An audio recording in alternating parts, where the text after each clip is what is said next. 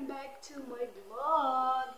For this video guys, ipapakita ko sa inyo na may isa ding vlogger na nag-react sa vlog ni Kikay Vlog. Kasi parang parehas kami ng na-feel ni Kuya na hindi censored yung pag-apologize ni Miss Kikay. Kaya panoorin po natin guys.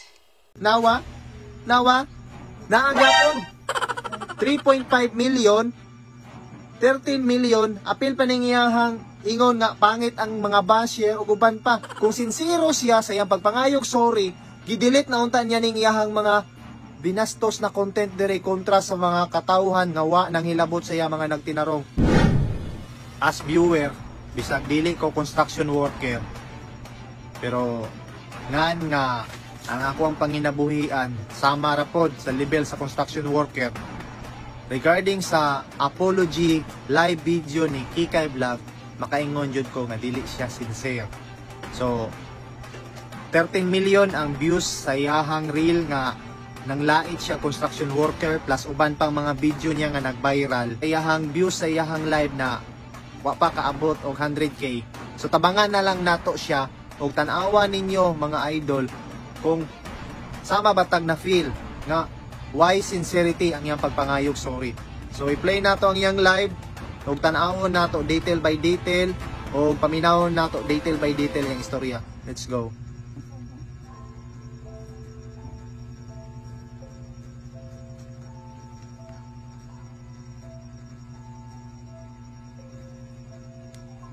Dugay mo kayo nakasugod istorya. Ngita pag dagang viewer, okay?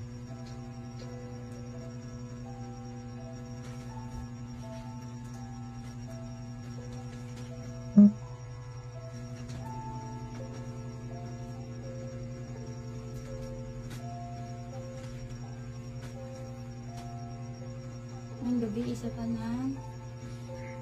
Ngayong hapon dali sa Riyadh. Ngayong gabi isa Pinas. Karon nag-live ko, mag-apologize ko sa ako ang na gibuhian ng istorya. Unta, maminaw ang tanan. Naminaw me. Taro nga diha. Mura man kagakatawa nun.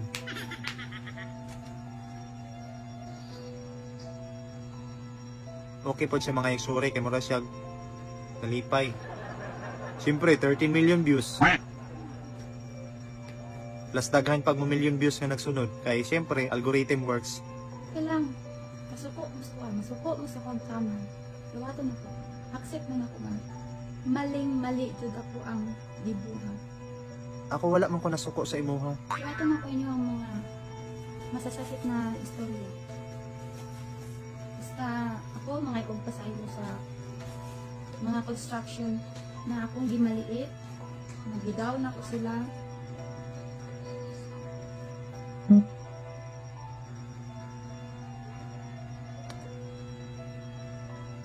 Muna nangayog sorry nga dugay kay makastorya dili straight. Sa mga construction dara, mag-apologize ko sa inyo ha nga. Hilaki pod gamay. Mangayo ko pasaylo unta matagaan ko ng chance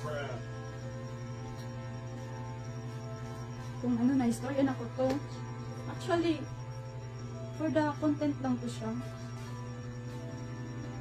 wala man jay walay construction nga nanguyab sa ako bali wandra siya, content lang yun na ko.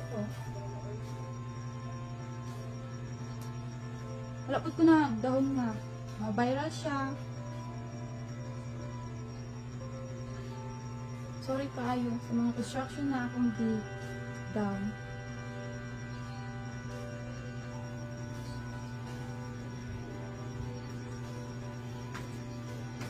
Okay.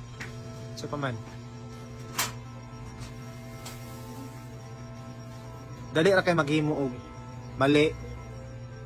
Tapos pag naipit na ka sa imong mali, public apology dayon.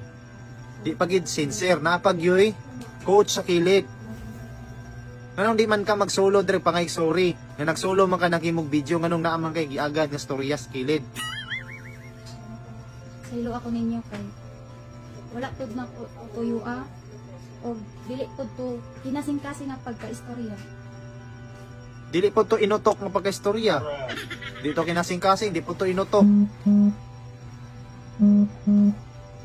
Kabalo ko nga tarong inyo ang kabaho. Gidaot lang nako sa mali nga paraan para lang maka-views. Okay? Siyog basa sa mga commentary ba? Plastic daw, dili sincere. Ako pobre jud ko kaayo. Okay? Nya? Ang nag-decide ko nga kung abroad. Daganapad ko nga Nya? Anong murag magdrama naman kada karon? Anong magpaawa man ka? Nga dili man ni about sa imuha, about man na sa imong gilait.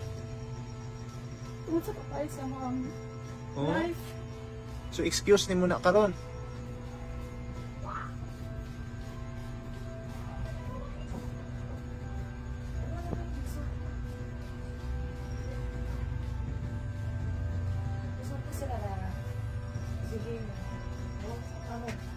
Naman kay guardian angel as kilid. Anta, tagaan ko ninyong chance. Sabot ko sa chance, Dol. Unsa ka chance, Dol?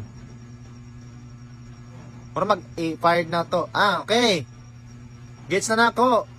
Tagaan siya chance. Padayon na natong tanaw yung mga video. Suportahan na to siya. Di na to siya i-unfollow. Ako po ko nag-follow niya ever since. Nakitan lang na ako siya tungod kay nag-viral niyang video. Ako dili man kay ko ingana ka pro sa cancel culture sa Pilipinas kanang nakaidiganan i-cancel nimo.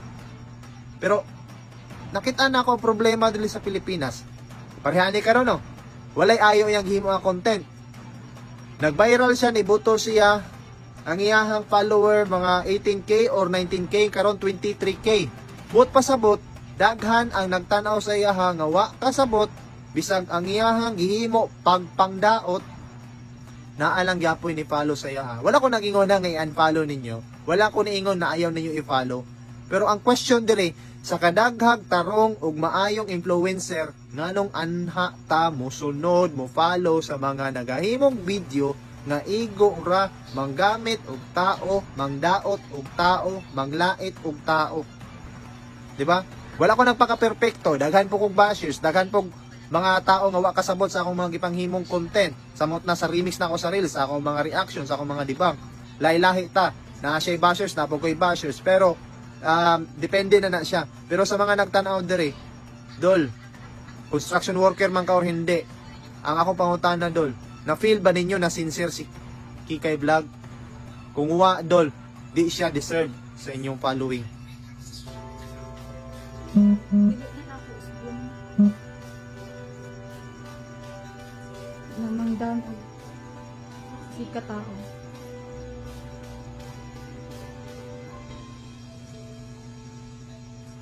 So the content unta maka-move on mo.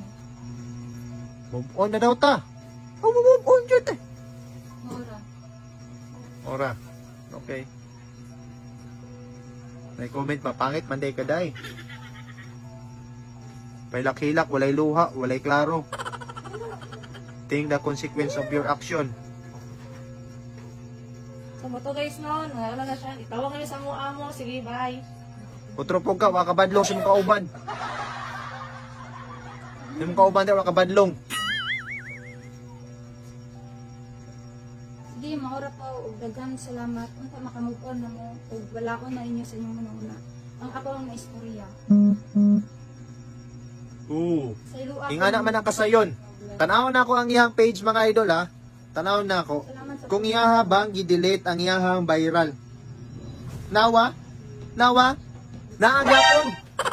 3.5 million, 13 million, apil pa ning iyahang ingon nga pangit ang mga basher ug uban pa. Kung sincero siya sa iyang pagpangayog sorry, gidelete na unta niya ning iyahang mga binastos na content dire kontra sa mga katawhan nga wa nang hilabot sa iya mga nagtinarong. Dol. Ako'y kamo. Ay mong follow. Kung naka-follow mo, dili deserve siyang i-follow. Naay daghan dira. Oh, it doesn't matter dako nga content creator or nagsugod na content creator. Pero follow na lang mo balik kung deserving na siya sa iyang mga gipanghimo nga content. Wala ko nag-talk about sa akong sarili kay ko kabalo deserving ba pod ko. Pero adto mo follow sa deserving nga follow nga content creator mga idol. May gabi sa inyong tanan. Ayun guys, so sir, saludo ako sa'yo sa mga pinakita mong reaction kay Miss Kikay Vlog. Proud na proud talaga ako sa'yo, sir, kasi parehas tayo na feel na hindi censored si Miss Kikay Vlog sa kanyang paghingi ng sorry. Yan guys, thank you so much. And pakipollow na rin yung page ni Kuya. Thank you so much. Bye!